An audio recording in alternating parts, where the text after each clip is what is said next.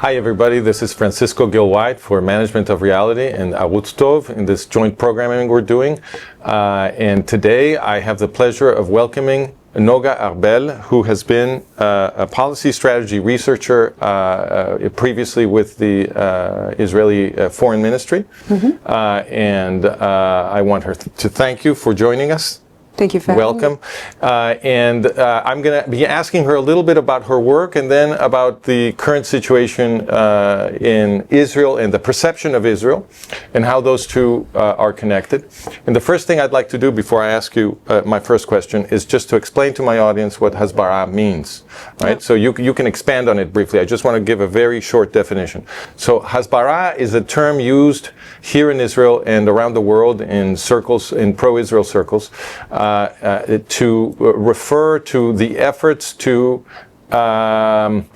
correct the lies and the misrepresentations that are usually made about the state of Israel or about the Jewish people. So that's called hasbara. Would you add something to that? Well, yeah. The meaning of the word in Hebrew is actually to explain. To explain. And I think... Comes from lehasbir. Yeah, it comes from to explain. And I think the thing is that propaganda, which would be like the most available word in English, although they mean something completely different, is the closest thing. And well, it usually refers to someone trying to subvert consciousness rather than someone trying to set the record straight, right. Which is why we don't use that. Right. And so it's a notion that comes from Jews being in diaspora for so many years, I mean thousands of years, because you feel like you're constantly having to explain what it is that you're doing to people who don't know you. And because there's so many misconceptions about Israel, and again, you don't want to use the word propaganda because it indicates that you're lying when we're not. We're really just trying to set the record straight. Good. We use the word hasbara. It's been subverted by the people who are trying to make Israel look bad as it is. But I think a big part of the problem is the fact that we're still trying to explain ourselves, because nation states don't explain their needs, nor do they explain their existence. There's one country in the world that still has to answer questions of the validity of its existence. There's one. That's us. And I think hasbara is a big part of that problem, because once you invite the question, once you find yourself on the accused chair trying to say, no, we actually did right, you create a different dynamic where now you owe someone an explanation for your existence, which Israel does not. Okay, but it seems to me that there's a difference between justifying your existence, which I agree that Israel doesn't need to do. But again, that's what hasbara is. Is it? Or could we say hasbara is, as you said, setting the record straight when somebody else tells a lie? No, well, No? All countries, and I do mean that literally, all countries have an outreach program. We have a program in Israeli education that is funded by the Ministry of Japan that teaches Israeli children to do origami. Okay. All countries do this. Okay. It is a part of the normal discourse between countries. Some of it is maligned as propaganda when it isn't, and some of it is direct or indirect propaganda. Okay. But the idea is that the more people are aware of the better sides of a country, the more likely they are to at least be indifferent to it, which is not bad in international relations, because if you're indifferent to a country and you don't see it as a threat, you're not going to go attack it. Okay? So it is a part of the job of any political operative in the international arena to make good ideas of the country they represent, in other words, available. To improve the perception of the country abroad. And it's the job of every foreign office on the planet. It's one of the jobs of every foreign office on the planet.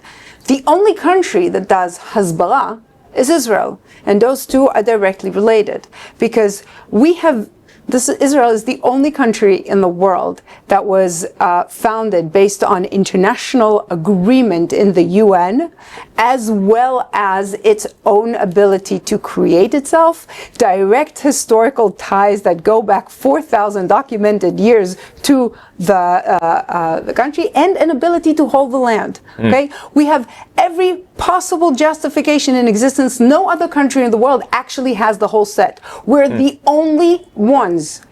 And still, in other words, Israel is the country in the world that has the best established right to exist of any country. Yes. And still, Israel's right to exist is the only one that is challenged. There are countries not in existence who have a better time of it. Now, part of it is the fact that for cosmic reasons that we're probably not going to get to today, Israel, Jews attract attention regardless of what they do, no matter where they are. So stands to reason some of it comes from the fact that the attention is there,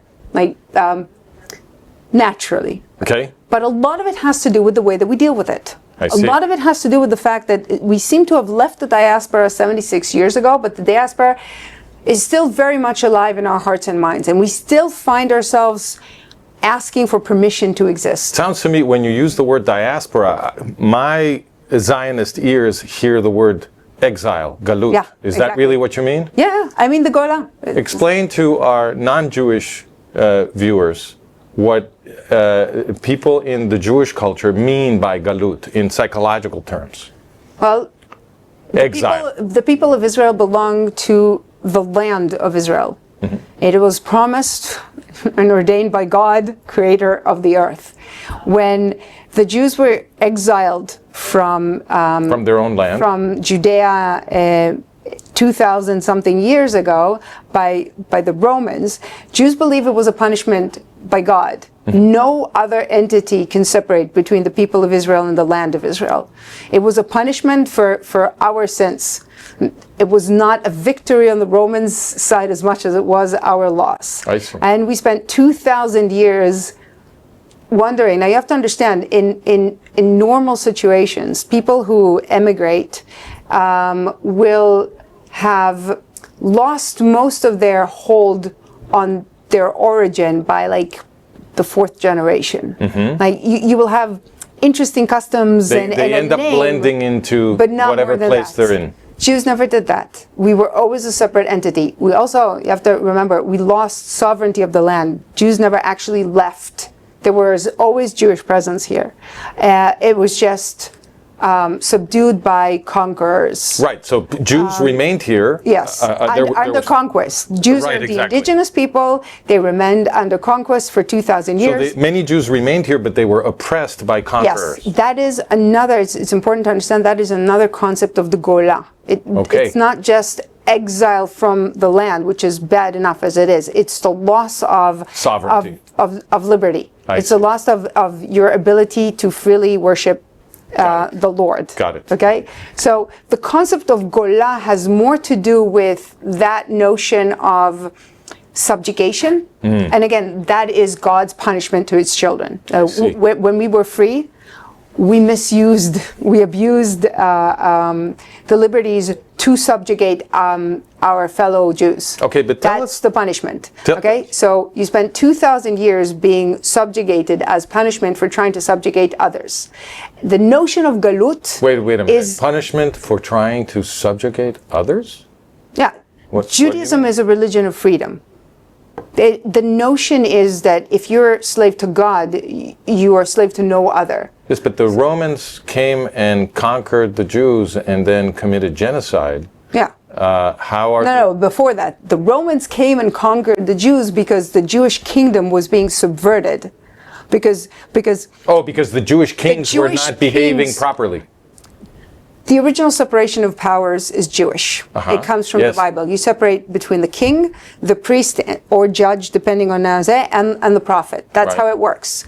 Mamlechet Hashmonai, the kingdom of Hashmonai, they were priests. They were both priests and kings. That is not allowed. You cannot force Judaism down anyone's throat. That's not how it works. But it seems to me that what you're describing is a betrayal of the Jewish tradition by the Jewish ruling elite, Yes. it's not clear to me why the Jewish people should be punished with genocide at Roman hands because the king misbehaved. The notion of the Jewish nation is a lot more complex than that. You just made a separation that doesn't actually, why is it, Judaism really is the origin for the notion of democracy. But, I agree. But the way that it works is you are at the same time individual and part of a collective. And you understand that all individuals have a responsibility for the behavior of that collective. And if you look at the way that the Bible describes it, as long as there was no king, as long as there was no construct that was agreed by the people, then the people of Israel throughout the book of Judges are judged because of their own sins. Once you have a king, you get punishment and reward based on the behavior of that king. Because the notion of Knesset Israel, of the people of Israel, is a more complicated one than just saying that separation you just made is a very modern one. But the basic tenets of Judaism is that if you have a king, you chose it. If you remember, it's a choice to have a king. If you choose to give your agency to someone else, you are by that act of giving the agency responsible for their actions. When people, So in other words, it is just then, in your view, or in the Bible's view, I'm not gonna even question the justice of but you can, divine justice. That's if, not if how. you don't question it, that means you agree with it. No, it doesn't. It means that when dealing with divine justice, you need to have a certain amount of humility. I couldn't possibly fathom what Abraham was not so humble. When God was about to destroy Sodom and Gomorrah. He had a debate with him. That's different. Yes, and what were the first words out of Abraham's mouth when he found out what God was about to do? Abraham is asking God if there were 50... No. The first words out of Abraham's mouth. I'm sorry, the verse isn't coming to me right now. He said, you can't do that. Yeah, but he explains that it has to do with justice. This is a debate based on the notion of Right, so divine Abraham justice. questioned God. He said, can the God of the law violate the law? This was his question for God. But and that's a question that keeps on going, and Moses has ongoing debates with them I agree. to this day. And honestly, picking us was like... Wait, but if Abraham and Moses can question God, it seems to me the Torah is implying that we have a right to... Not just the Torah is implying that. I think the point is that what God is trying to do is trying to make us free. I think part of it isn't that you defy the justice, but it is that you have a discussion with it. But both Moses and Abraham... Hold on. What is freedom? Moses and Abraham were having that discussion with the divine right because they had the ability to change it. But let me put something on the table because I'd like to discuss it with you. I think this is very interesting. You said things that I agree with, and then you said things I disagree with. So I just want to point out where the bone of contention is. So you said that Israel is about freedom. Judaism is about freedom. I agree with that. You also said Judaism is the origin of the separation of powers, which the function of which is to make sure that totalitarianism cannot be imposed on people. Right? I agree with that too.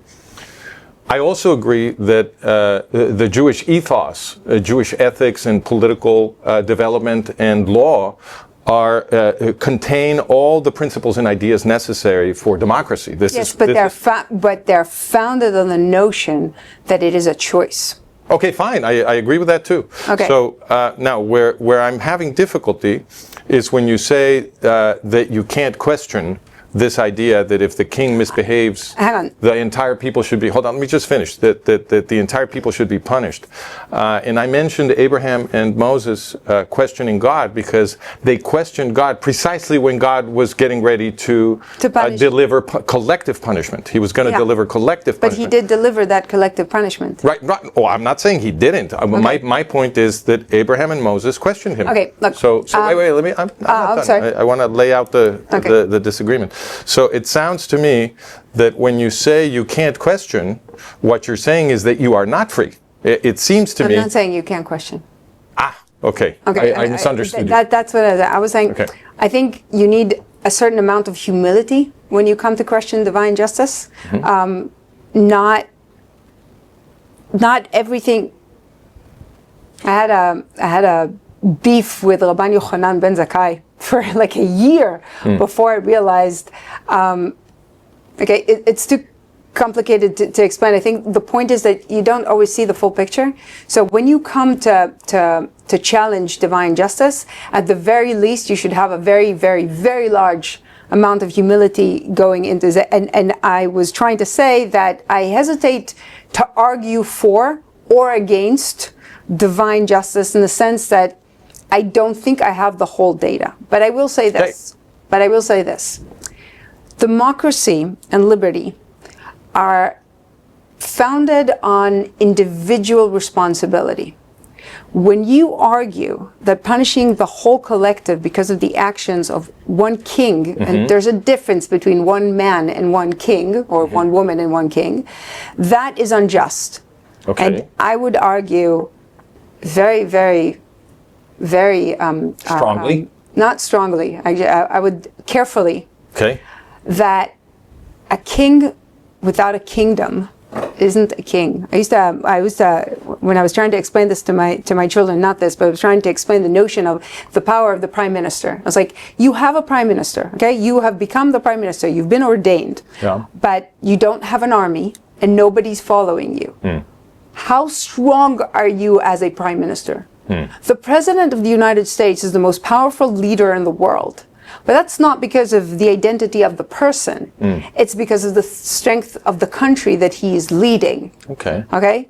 To that end, Putin was not really elected, but is leading a much weaker country. And that country isn't weaker because it lacks in resources or in people. It's weaker because the people that are subjugated to President Putin are subjugated to him. So the strength or the ability of a king to subjugate a people in the same notion is derived from the strength of the nation that he presides over. But do you think so the separation that you made between the failure of the ruling elite and the responsibility of the people who have allowed it is problematic. It's specifically problematic for the Jewish ethos of, again, individual responsibility. It is your responsibility to act to the best of your ability to make sure freedom is maintained. Okay, so... If you choose to subjugate yourself to a king, and the Bible warns you from that again and again and again, you are responsible for the consequences of that choice. What happens when you don't choose? What happens when the king and his mercenaries impose themselves on you? Well, are you then still responsible? No, I'm sorry, but some of the choices you're faced with are not particularly good ones, but there's still a choice. All men, this is the American Declaration of Independence, all men are endowed by their Creator with unalienable rights, life, liberty, and the pursuit of happiness. Now, I know that we got used to, in the 21st century, to think of rights as something someone gives to you. You're changing the subject. No, I'm not. A right isn't necessarily something that... I'm not talking about rights. But I am. Hang on. It's not necessarily something someone has to give you. It is also something that you are responsible to use. But don't victims exist? Are victims non-existent on this planet? You can choose to be a victim. Can't you be made into a victim against your will? Is that impossible? I don't think that the fact that Israel has succumbed to... No. This is a general principle question. I know, and I'm trying to explain it through an example. If you don't like the example, I'll try a different one. Okay. It is absolutely the responsibility of Israel as a nation that we're at a position where terror organization can kidnap 1,200 of our people and murder them. Okay. We have allowed that to happen. That does not negate Hamas's complete and utter 100% responsibility for the evil that they have brought upon us. But along the way, we made choices Okay. We could have made different ones that allowed that evil to fester. If you make choices that allow evil to grow, you will, it's not even, you will by the edicts of reality, you will pay the price. One of the worst, every time someone in Israeli security says that, I cringe. We can give back all of the prisoners that are responsible for the murder of hundreds of Israelis because we'll know how to deal with them later. That right there is a really bad choice that brought us to the position where we are now negotiating with people who kidnapped our people. That is how we got there, because we made, as a nation, we made choices to make ourselves weaker, to reduce our liberty. Let me try once again to corner you into answering a question on general principles. That wasn't an answer of general principles. It was not. Let me say why. I'm not interested in Jews. I'm not interested in Israel. This is a general principle question. Do you believe it is at all possible for a ruling elite to betray the people in such a way? So it is possible for something to happen that is the fault of the ruling elite without being the fault of the people. Is that possible? No. I believe that the ruling elite can betray the people that have chosen them, but not that there weren't choices along the ways that have allowed that position to continue, to come about. So you don't consider it possible for there to be a situation where the ruling elite is guilty and the people are innocent? That cannot happen. No, because the way that you become a ruling elite is by siphoning to you the fruits and labor. Perfect. I understand your position. No, that is a general principle answer. So if we were to apply that general principle, say, to not a Jewish context, say to China, that would mean that the Chinese are not innocent for the crimes they suffered under Mao. No, not at all. They're guilty. Yeah. The Chinese people are guilty for the murder of the Communist Party visited upon them, even though they were not even communists. How can they not be?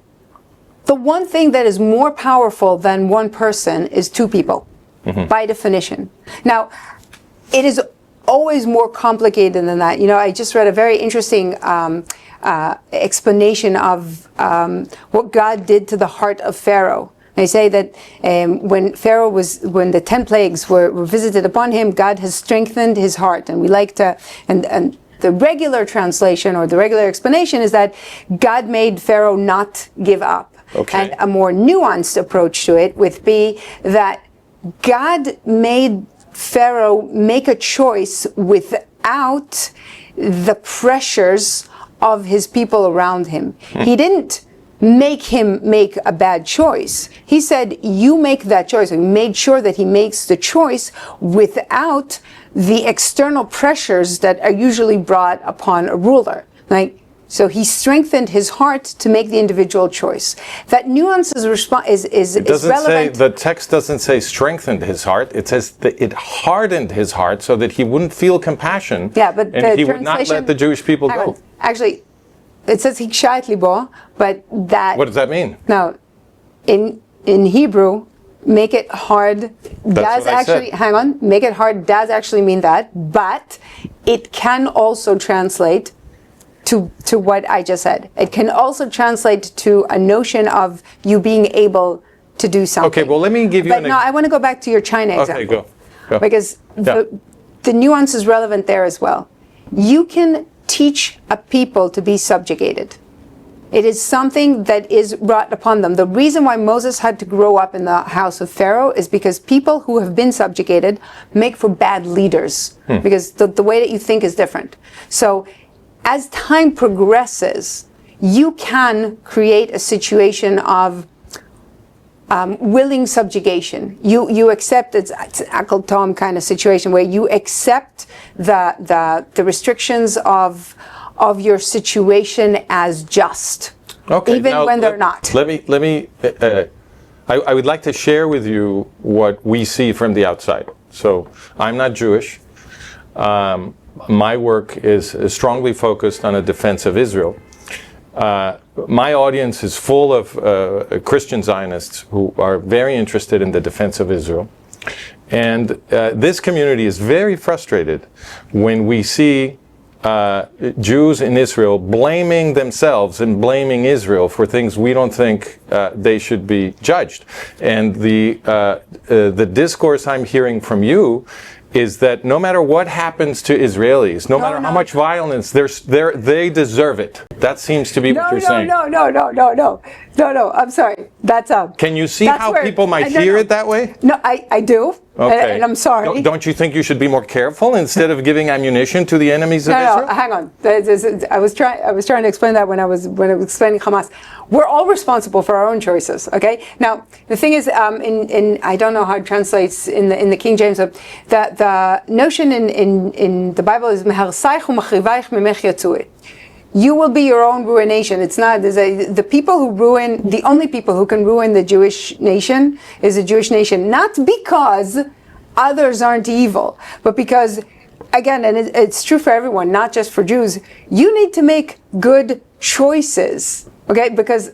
But don't you see how difficult it is for us to defend Israel when within Israel you're saying that you're guilty? Those are two completely separate notions, and I understand completely why you're saying that, and I understand that it's very difficult for us. We're working very hard to defend Israel, and you're supposed to be defending Israel, and you're saying Israelis are guilty of everything that happens to them. I'm absolutely not saying that. Well, it sounds like it. I know, but I think there's a difference between the judgment of the Lord and everybody else's, and hang on. So I'm going to. But the question here is how you speak and how it is interpreted. I understand that. But we were talking about something else, and I see how we got here, but I think we took a wrong detour somewhere. Okay. I'm going to put the responsibility aside for a second and just say that I think it has to do more with the state of mind of I made a mistake and I can fix it, and I am not the victim of somebody else. And I'm going to put that aside for a second, and I'm going to go back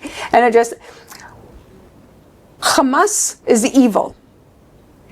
The people who support him are evil, and they're supporting evil. And if they ever manage to railroad Israel, they're next, and they are making very, very bad choices for themselves. And none of what I said before should be interpreted as saying anything different. Right? The people. See, what you said was take it one step further. I said that that we as a nation have made ourselves weaker and more susceptible for attack.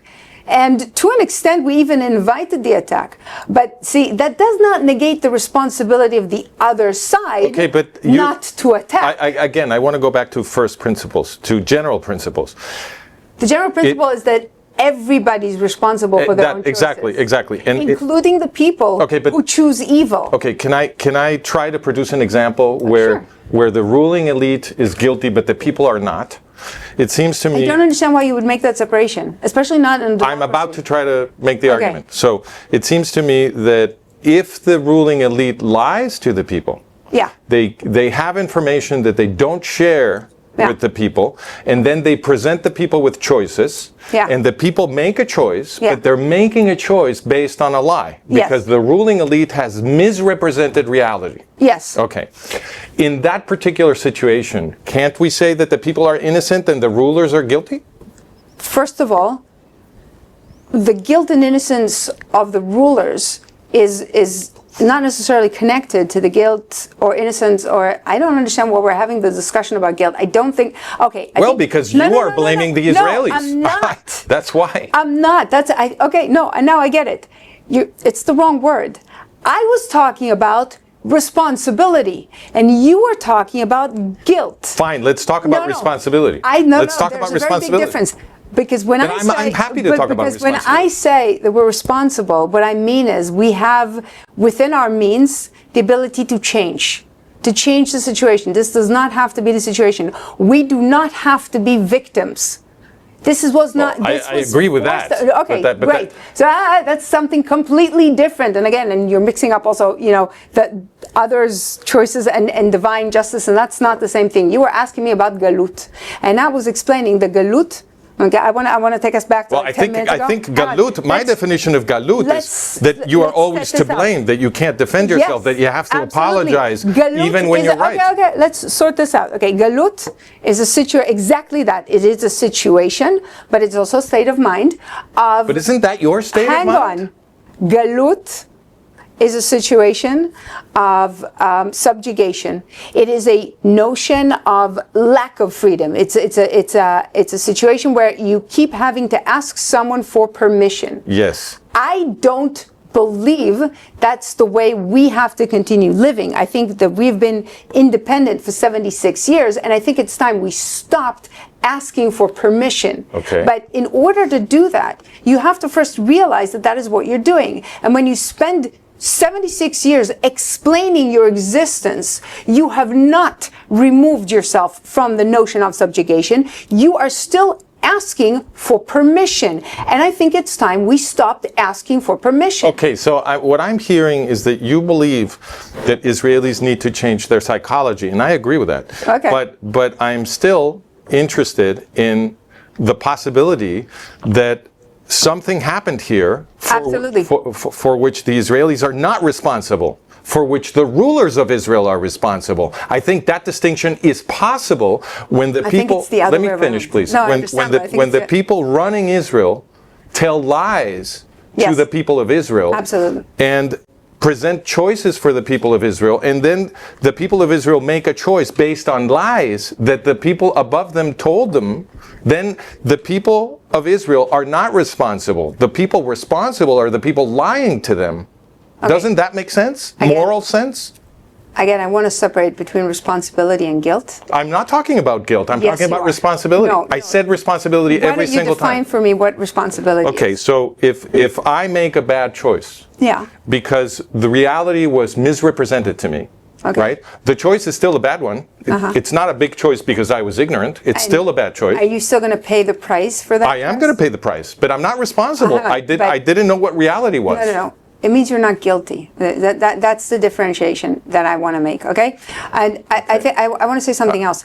I think a big part of the problem in Israel is that for many years we had a leadership that didn't push back against, like, you keep describing two echelons. I'd like to describe three, okay? Because in Israel we have an elected government, we have an unelected No, but again, I'm sorry. This is important for I'm just talking about general principles. I want to know if you believe, because I believe this is an aspect that many Jews share, a psychological aspect. I want to know if you would ever declare the Israeli Jews free of responsibility. Because if for what? For some choice that they collectively made based on false information. How are you free of responsibility for a choice you made? Okay, let me give you an example. I will give you an example from Israeli history. Okay. The Oslo Accords were signed in the period 1993-1995. Yeah. What Israelis were told by their own leaders, by their own elected leaders, was that Pilo Fatah, what we now call the Israelis were lied to. I get it. I'm not, again. I want to say what the lie was, because it's very important. No, okay, fine. Israelis were told that Pilo Fatah, what we now call the Palestinian Authority, had changed its stripes. It had changed its ideology. Yes. It was no longer supposedly interested in murdering all the Israeli Jews and destroying... We have a partner for peace. I know, I was here. And destroying the state of Israel. Yes, but not everybody... And that was a lie. Not everybody in the audience knows. And that was a lie. Okay, so, but hold on. It was not the extent of the lie. So it was a lie that Pilo Fatah had changed its ideology. But they also didn't share with the Israeli Jews that Pilo Fatah was the creator of Iran. Did you know this? This was explained on the front page of the New York Times in 1979. If I make a bad choice based on bad information, will I pay the price for it? No, the question is, of course you will pay the price. So I will still be responsible for the concept, because that's how it works. Well, this is like saying... I'm not guilty. Hold on. I'm not guilty. That's the separation I'm trying to say. It's not my... To that extent, it's not my fault, but in reality, I will still be paying the price for it. Well, of course. So that is what I mean when I say responsible. Well, I don't think suffering makes someone responsible. Somebody can suffer for reasons that they have nothing to do with. But what is the suffering there for? I'm not sure I understand the question. You're a man of faith. If somebody Hang on, rapes a you're a woman, man of faith. the woman is responsible because she suffered? I don't think that makes any she's sense. not Let's take your example. She's okay? a victim, no, right? No, hang on. She's a victim. No, she doesn't have to be a victim. She suffered. There's a very, very, very big difference. She's not a victim if she was raped? No. Victims are weak and powerless. The fact that someone attacked you doesn't mean that you have to be their victim. One of the big things that Israel has not properly done in many years is fight back. Well, I agree with that. But So I don't have. So if Israel But why, chooses, why is that the fault of the people if the leaders are lying to them? Why are we talking about fault again? I don't want to talk Or about responsibility. Okay, when you talk about fault, you create victims. When I say I'm not a victim, I don't mean I wasn't viciously attacked. My parents live in Alumim. I can't even begin to describe to you the horror of the 7th of October, because Alumim is one of the places that was attacked. Okay? I don't think that the fact that my parents were attacked means that I am now powerless against my attackers. If you choose to be a victim, and that's a choice, then you have to go explain yourself to the world and ask for permission to annihilate the people who attacked my parents. Okay. I'm not asking for anyone's permission because I am not a victim. And I don't need anyone's permission to go kick ass. I think I understand now what you're saying. So you're saying if But somebody... it is my responsibility to go kick ass. If somebody attacks you, it is your responsibility to fight back. Yes. I agree with that. Okay. But that doesn't mean that you are responsible for the attack. No. Okay. No. So if Israeli rulers lie to the Israelis, Yeah. and by lying to the Israelis help produce an attack against Israelis, Israelis should defend themselves. I agree with you. Okay. But they are not responsible for the fact that they were attacked. Again, on a very surface level, you're right.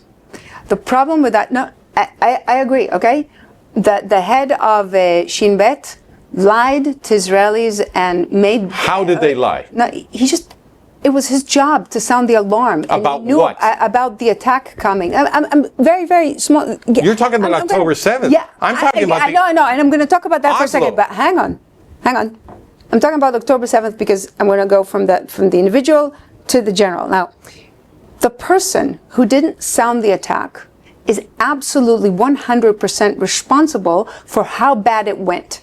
And the people who weren't even, arming the borders are absolutely responsible for the fact that they managed to penetrate. And the people who banished against international law, the Israeli leaders who banished 8,500 Jews from Gaza against the direct edicts of the Geneva Conventions are directly guilty for the fact that Hamas has managed to become as strong as he is. Well, I think I agree with all of that. And if we keep going back, we'll eventually get to the Oslo Accords. But do you understand how many people we're talking about at this point? Well, it seems like... Do you understand we're talking about a generation? Yes, but it seems to me we're talking about almost the entire Israeli ruling elite. So, absolutely. But I'm going to add something to this.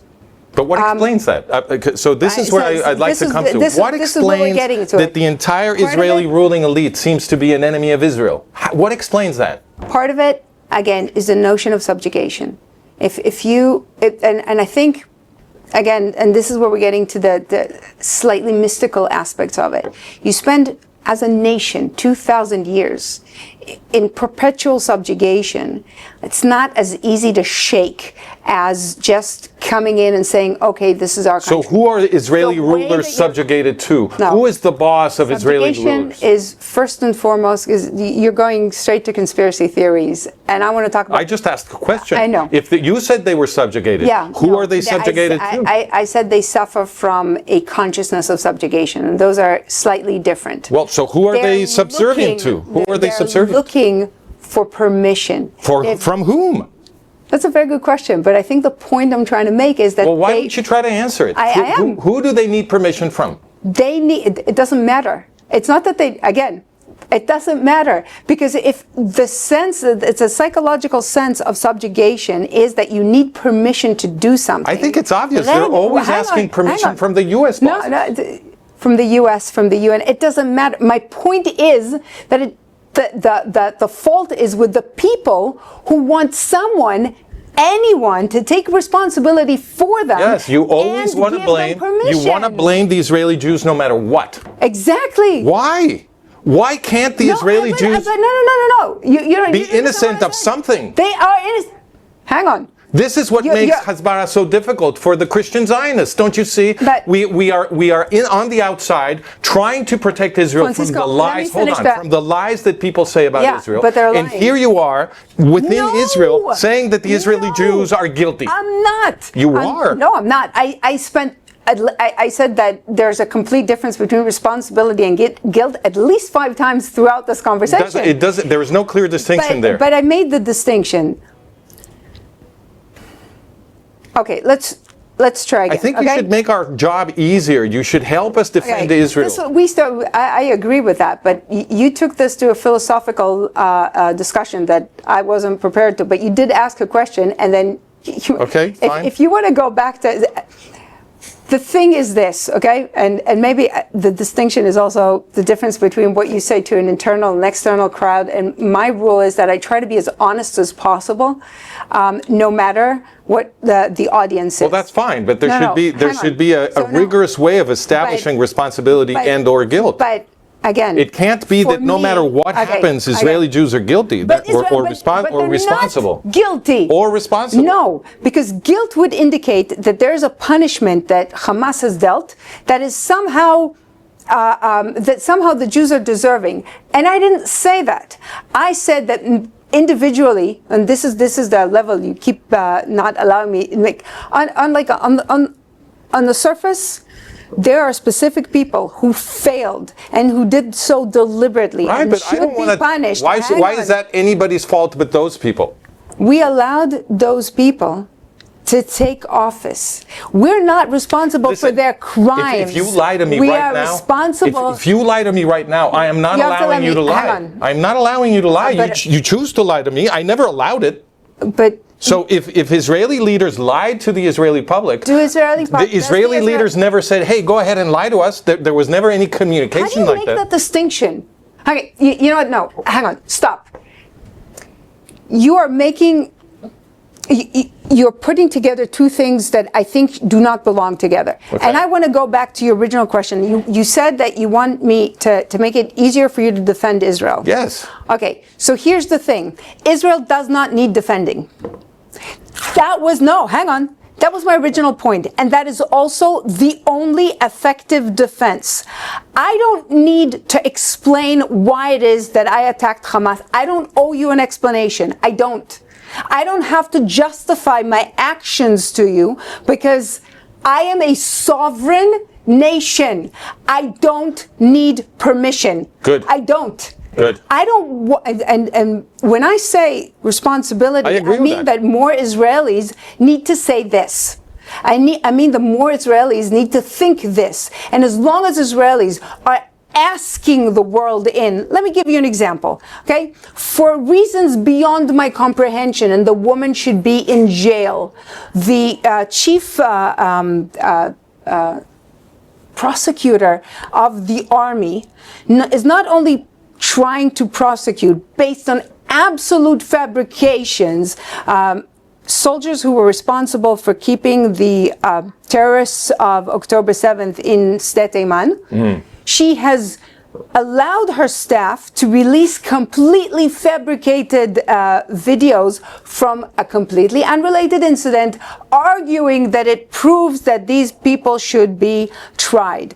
Now, my problem with that actually isn't the leak per se. My problem with that is, for some reason, Israeli prosecutors seem to operate under the assumption that they are subjugated to the ICJ and that they should hold Israeli Criminal Justice Court, International Court of Justice, that they should, for some reason, hold Israeli soldiers to a standard that Israelis did not choose for themselves. Okay. And they're trying to tie the hands of Israeli soldiers and not allow them, not only defend their country, not even allow them to defend themselves. We have ridiculous orders in place under which Israeli soldiers are allowed to shoot to kill in Gaza people who they know are Hamas. And I don't know if you know that, but Hamas is the only army in the world that wears their uniform during a ceasefire and go to work wearing regular clothes. But you're only allowed to shoot to kill Hamas and Islamic Jihad. If they're wearing their uniform. If you know that they're Hamas and Islamic Jihad. Right. And if you come across I don't even remember the name of the organization that kidnapped the Bibas family and then brutally murdered 2 children with their bare hands, those people you're not allowed to shoot to kill, only to neutralize. This is an edict accepted by a very specific group of Israeli, it's not even lawmakers because they didn't make the rules, they are making it up, but they don't have the authority to do that. That is tying Israel's hands in its battle. Okay, and so what's hold on. worse is, because we're let me ask you a question about this. The argument for the Israeli people of these idiots is that this is how we show the world that we are better than Hamas. As if I need to show the world that I'm better than Hamas. This is how we show the world that we're abiding by international law. This is not international law. This is made up bullshit that is supposed to somehow make us look to the world as if we're more moral than anyone else. Okay, I agree with that, but I want to justify the fact that I'm shooting at people who are shooting at me. I agree with this, but I perceive a contradiction. It seems to me that these rules of engagement, which I agree with you, are ridiculous. Yeah. Those are rules of engagement that the people running Israel decided on. No. But remember I tried to explain to you and you weren't listening. The people who are elected to run Israel are not actually running the country. We are in the midst of a horrible aristocratic revolution. Like it's a coup. It's a coup. Yeah. Okay, so let me rephrase. So the person who made these rules is not taking them from Israeli law, which is how I say, and she's even not taking them from international law, because international law requires reciprocity. International law only protects the people who abide by it. If you kidnap people in the middle of a war, you are no longer covered by any international law known to man. All right, so allow me to paraphrase what you're saying. So you're saying it's not even the elected rulers who are imposing these rules of engagement. Yeah, it's a silent aristocratic coup. There's a judicial coup going on in Israel, and those are the people imposing these rules of engagement. Are the Israeli soldiers who have these rules of engagement imposed on them responsible for what the coup leaders are imposing on them? No. They're not responsible. So then They're responsible, but what are they responsible for? You evidently you want to find something they're responsible for. That seems to be your bias. No, it's not a bias at all. You are only subjugated if you choose to accept the subjugation. They're responsible to say no. But you just told me the people imposing these rules of engagement were not elected. Yes. Nobody chose them. So there's no choice. So it was imposed. So you know what the big difference in Israel now is, for the first time ever? That the soldiers and their parents and their friends are saying no. That the battle for who gets to make the rules is actually being waged, and we're taking back our liberty. Well, good. This means that up until now, we've allowed them to subvert it.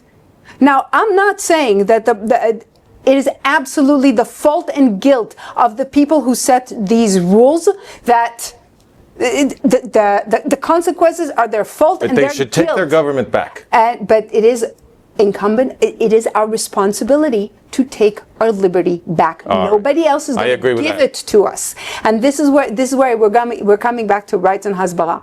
As long as we're asking the nations of the world to agree with us and to accept us and to see us for the just people that we are, and we really are just people, but as long as we're asking for it, we're never going to get it. Okay, but when we believe that it is our divine right to live here free of subjugation, that reality will come to pass. Okay. We are not guilty for anything that Hamas did, and we are not guilty for the choices that the legal aristocrat anarchists are making. Good. We are responsible for stopping them. Yes. I agree with that. If you want to take it to the war, there seems to be this psychosis in Israel amongst specific people. I'm not one of them, who keep asking for us to find someone else to take over Gaza when we get rid of Hamas. Right. No one else is going to take over for Gaza. Israel, from now until forever, from the river to the sea, Israel will be free. No other sovereign will be here. It will be Jewish sovereignty from here until eternity. And as long as we're asking anyone for permission to do it, we will not get it. Because once you ask for permission, you give the power to make the decision to someone else. Good. And So where sovereignty is involved, you don't ask for it, you take it. All right, so we are agreed. I'm glad we find this agreement that Israelis are responsible for taking their government back, and also they should never be apologizing or asking for permission to defend themselves. Ever again. Good.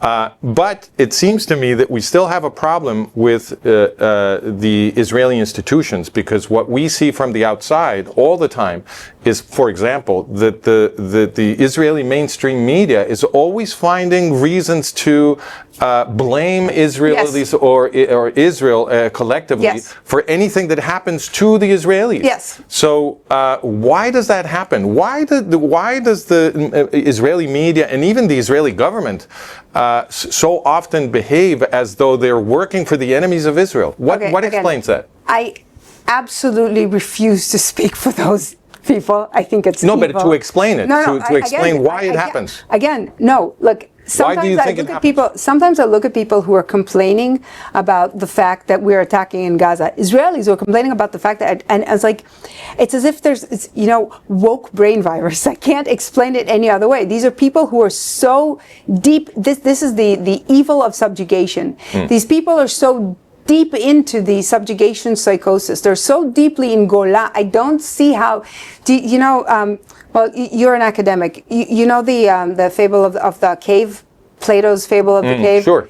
They cannot conceive the sun. All they see is shadows. It's a mass psychosis. Now, it is incumbent upon the same people to slowly remove these people from office, preferably put them in a padded room somewhere, and and let them live out the rest of their lives, telling themselves fables. Practically, but how we can that be done? We have allowed the psychosis to run rampant for many years. But how can this be done practically? Who do you think Israelis could elect who would clean house in this manner? Who can do this? Look at what you just did.